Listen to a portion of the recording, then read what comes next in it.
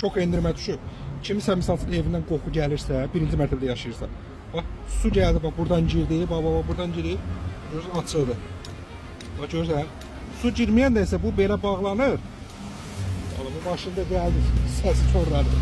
Hə, bax, gəlməyəndə bax, görürsən, bu quruzdur, üçdür. Bağlanır və buradan qoxu kanalizasiyadan qoxu yuxarı vurmur. Teymur-Ustada endirmə düşüb 4 manat 50 qəpikdir. Cəmi 2 manata 2 manat 50 qəpiyə düşüb endirimdə.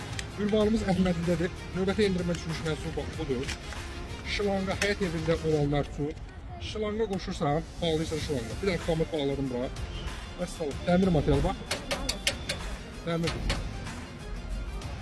Şılangla yəni suluyursan, maşını yuyursan, həyəti suluyursan, xalçanı yuyursan, qiymət endirildi 2 manata. Ünvanımız da bax. Bak burada 81 nömrəli avtobusda görsə oradan keçdi. Yanımızdadır. Seyid-Əzim Şirvani 1B. Bax, bu da Teymur Usta mağazası. Sağ olun dostlar, sağ olun.